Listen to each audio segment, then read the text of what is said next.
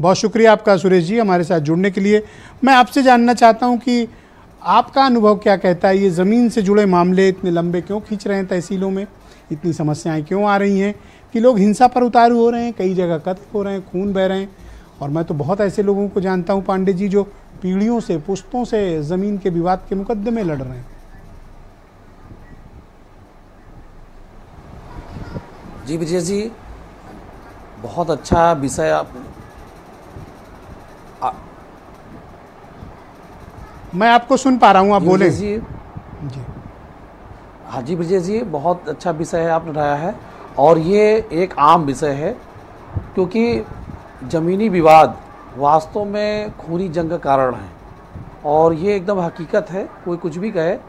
और इसमें तमाम परिवार की जान चली गई, तमाम लोग इसमें आज तक पीड़ित हैं और इसका मेन कारण है कि ज़मीनी विवादों का जल्दी समाधान ना होना। सबसे बड़ी लेखा इसमें भूमिका है लेखपालों की। आपने भी ये प्रश्न उठाया और बिल्कुल जायज़ प्रश्न था कि लेखपालों की भूमिका है कि सबसे ज़्यादा लापरवाही अगर कोई करते हैं, लेखपाल करते हैं, पहली कड़ी लेखपाल होता है। और सबसे बड़ा दुर्भाग्य का कारण क्या है कि चाहे लालचवश, चाहे प्रभाववश, अगर लेखपाल ने कोई गलत एंट्री कर दी तो उसके लिए आप सुप्रीम कोर्ट तक दौड़ते रहें और उसकी जवाबदेही तय लेखपाल की नहीं होती है जी। और पीड़ित पक्ष जो है वो केवल कोर्ट के चक्कर लगाता रहता है, तहसीलों के चक्कर लगा रहता है, लेकिन उसको न्याय नहीं मिल पाता है। साथ ही साथ लेखपालों की ये आम समस्या है कि लेखपालों की शिकायत कोई सुनता नहीं। अगर आप उनके अधिकारियों से बात करेंगे तो वो केवल आश्वासन देते हैं और लेखपालों पे कार्रवाई नहीं करती, जिससे लेखपाल।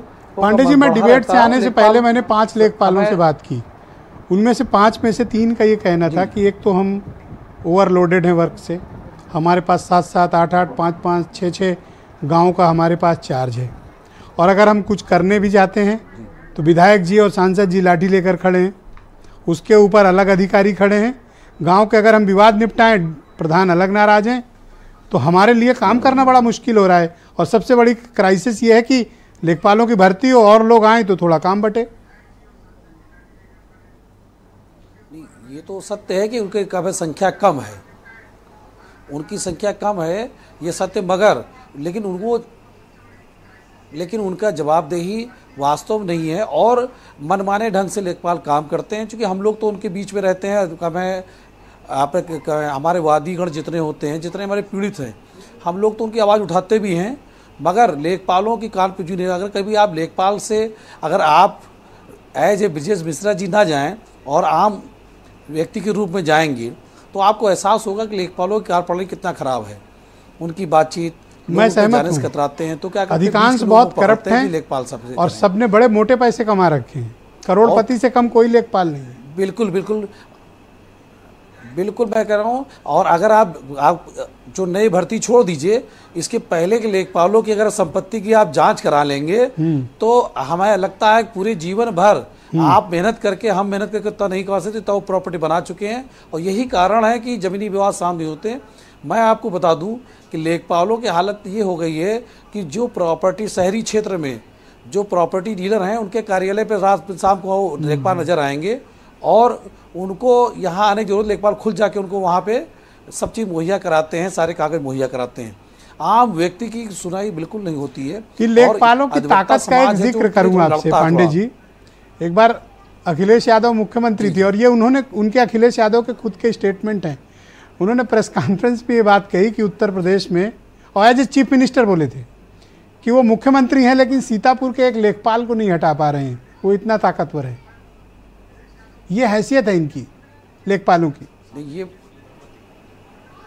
जी बिल्कुल सही कह रहे हैं। लेखपालों की हैसियत इसलिए है कि लेखपाल बहुत से ऐसे लोगों को फ़ायदा पहुंचाते हैं, गरीब को छोड़ के बाकी पैसे वालों को फ़ायदा पहुंचाते हैं और उनको करोड़पति बनाने में लेखपालों को बहुत हाथ रहता है। और इन सारे विवादों की जड़ कोई है तो सबसे पहले लेखपाल हैं।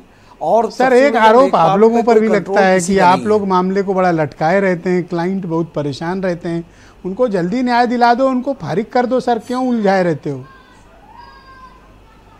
नहीं, हम आपकी बात से पूर्णतया सहमत तो नहीं, लेकिन थोड़ा बहुत सहमत हैं।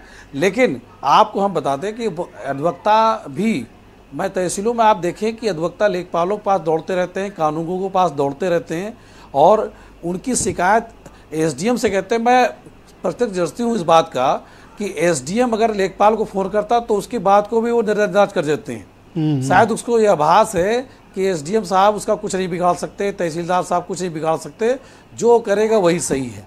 मैं कह रहे कई बार हम लोग अधिवक्ता जाते हैं, उनसे शिकायत करते हैं और वो फ़ोन भी करते हैं, ये भी बता दें आपको फ़ोन, लेकिन लेखपाल सर एक लेखपाल पे हाथ डाल के देखो सर, इतनी बड़ी बड़ी पैरवी आ जाएगी ना कि आपके कान से धुआं निकल जाएगा।